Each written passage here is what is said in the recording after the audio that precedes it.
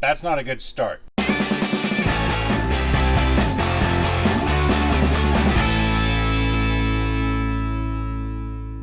Welcome to the shop. I'm Jared, and this is Wrench Every Day. Today we are in Florida at Wrench Every Day HQ, where we have our 1990 Lotus Esprit Turbo behind us. This is a proper 90s supercar that is amazing in every aspect, except it doesn't run, and that is why we were able to buy such a beautiful piece of machinery. This is a car that could easily compete with the Ferraris and Lamborghinis and Porsches of the day. This one had a slight incident where the owner crashed, gone off the road, and damaged front and rear bumpers, and in the process stalled the engine, which broke its timing belt. The timing belt here, let's see, we saw in the last episode where it had stripped all of its, it's almost like it's a real snake, where we saw it had stripped the teeth off of the belt. This belt's job is to keep your crank and camshafts working together and spinning in time. Unfortunately for this engine, it is an interference, meaning when things get out of time, your valves kiss pistons and nobody's happy. We sent a camera down each cylinder and saw no evidence of major damage. So, doing a lot of internet sleuthing, we found a replacement timing belt. So we are going to set the engine to top dead center, everything back how it belongs, and carefully put this belt on and hopefully have a running Lotus. We've got some other parts that we also will do to prepare a car that's been sitting. We're going to drain and change the fuel, so we have a new fuel filter there. We have fresh spark plugs for it, and once we get through all of that, we might have a Tavarish here to join us as well for the first startup. There's really not enough room for my hands, and there's certainly no room for two sets of hands. One other thing that makes me excited that this is a 1990 is it's fuel injected, which means that little pulley hiding down there, which would normally drive a distributor, only drives our oil pump. So you still have to get it close to the correct timing, but it's not as difficult, and your timing mark is a little dot that you just kind of roughly point down somewhere near the crank pulley is the best I could find. So we don't have to worry too much about that. But we are going to get our cameras going. We are going to get the crank rotated slightly off top dead center so we can safely turn our cams where they belong, get that crank into position, then we'll get it started. So let's get to work.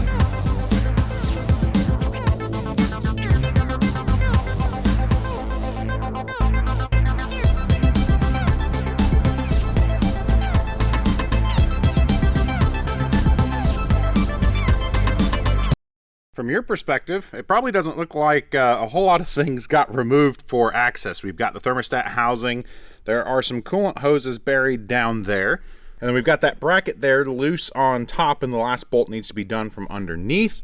I took the fuel line off, and we kind of got tar water out, much like the rotary 3-rotor that we fired up on Tavarish's channel a year ago, where it is just absolute disgusting filth. So we will definitely be draining the tank so we have our best shot at starting. One thing I need to research, our intake cam gear has EX with a dot, and the exhaust cam gear has an IN with a dot. So I don't know if that is correct. It's basically indicating exhaust is pointing, the intake cam, that's where it should point to the exhaust, and the exhaust cam, that's where it should point to the intake, or if the gears are flip-flopped. So I'm going to do some quick checking on that because that is something I don't know. So there's not many of those things, and that's definitely one of them. So we are going to pick the car up, and from underneath, we will get it now set to top dead center and prepare the last steps to put a belt on it and hopefully have an engine that works.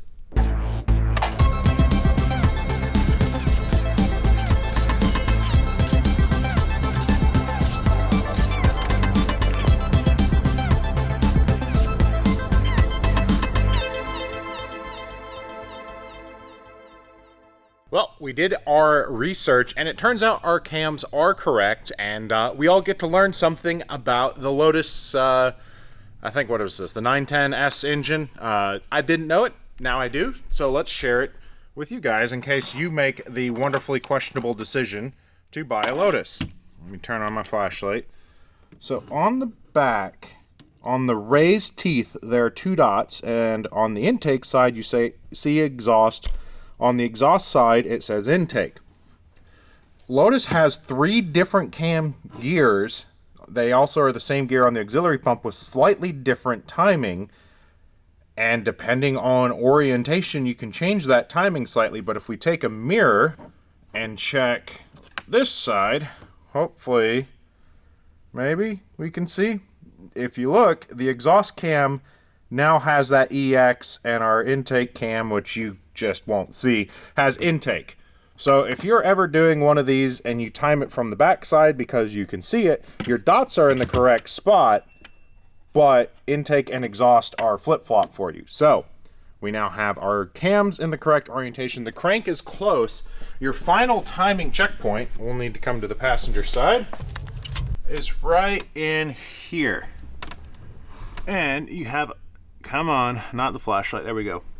I'll have to adjust it ever so slightly, but you have that pointer, and then there are some marks on that flywheel. So we need to get that turned and set to perfect TDC with that pointer going down. And once we've done that, we can start fitting our timing belt and see if we have any compression, which means we might have a running engine.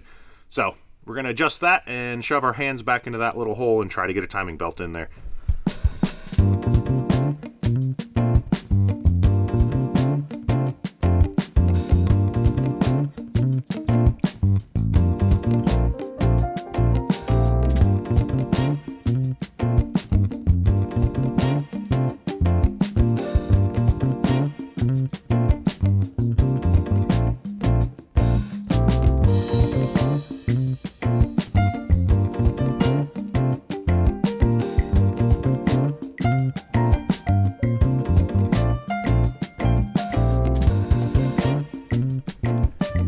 You guys all right? I think you might have dozed off there.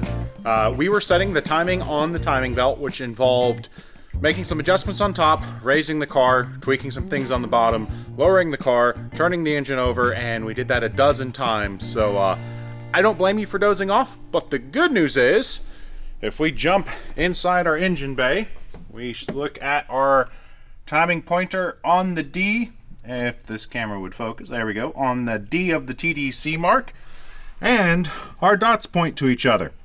The next step before trying to start it is we're going to do a compression test. So I'm going to set up the compression tester, and we're going to watch that, and if we have 4 cylinders that make compression, we will go through and put drive belts on and set the timing, tension exact, and a couple other small tweaks. But this is the next step of trying to restore an interference engine, make sure we have compression. So let's do it, and let's hope. Let's say a small prayer to the Lotus British gods of non-bendy valves. All right, our compression gauge is attached. We have our needle here. We are bypassing the system, jumping the starter. So let me grab that wire. And let's start cranking the engine. We may have to charge the battery, but I'm impatient, and we're trying to find out if we have a good motor. Oh, maybe we have to charge the battery more. Well,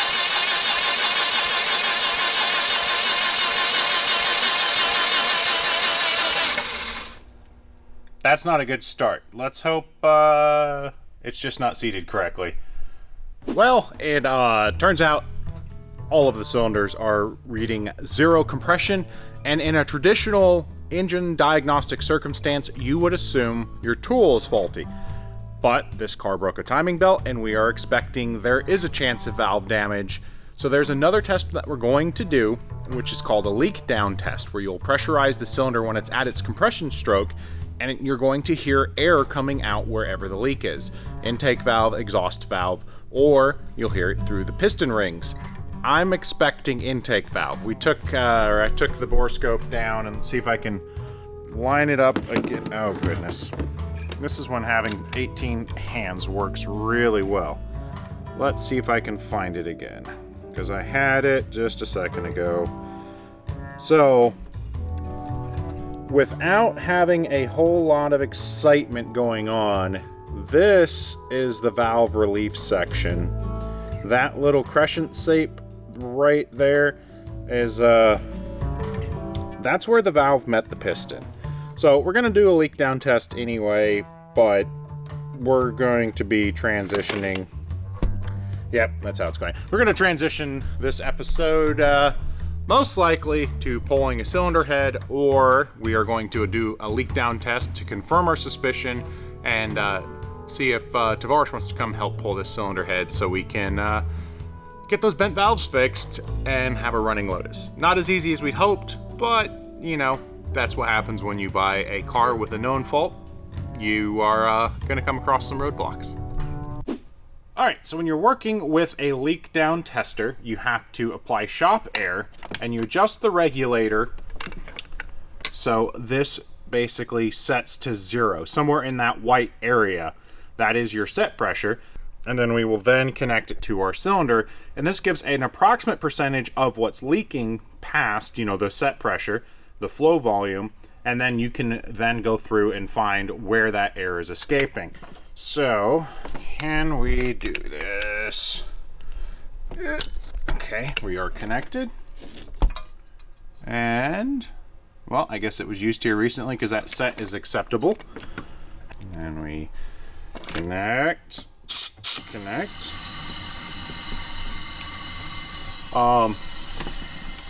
It's bad. We are experiencing 92% leak down, and even without using a scope or a stethoscope to pinpoint it, if we come near the charge cooler hose, you can hear it hissing through there. Do we feel it? Oh yeah. We have a windsock, so you won't feel it, but you can put your hand and feel the air coming out of the turbocharger, which means it's going back through the intake, through the throttle bodies, into the intake, back through the intercooler, and out. The exact way you don't want your compression going. So that does mean indeed the valves and pistons have made contact. They got friendly when they weren't supposed to, and we get to deal with the consequences.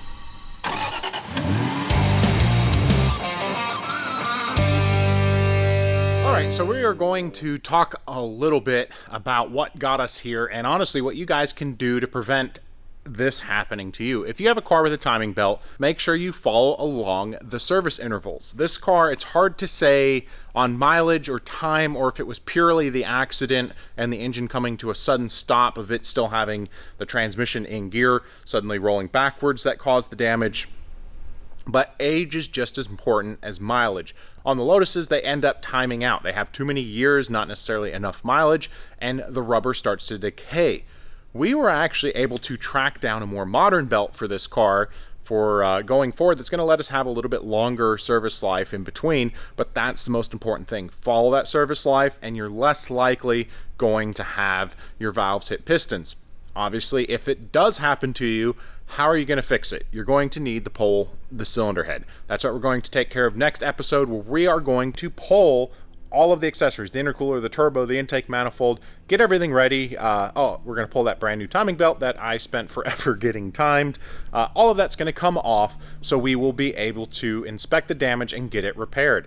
If your engine ends up breaking the timing belt, you get to do that too. Generally, most modern cars are probably not going to be as awkward to work on as this Lotus, but hey, we can wrench together across the country, wherever you're doing, to fix your bent valves. You're then going to end up needing to take the cylinder head to a machine shop, as the bending valves can damage valve guides as well as the valve seats, so it needs to be inspected with a lot of specialty equipment. This is one of those times where you need to hand off the work and not do it all yourself, unless you happen to have about $45,000 worth of machining tooling in your garage, and then go ahead and do it yourself. It's going to be interesting to get it apart. We had talked a lot about if we wanted to keep this 4-cylinder, do a big engine swap or something like that, and at the end of the day, even though we're pulling the cylinder head now and it's going to take some major repair, we want to keep this engine.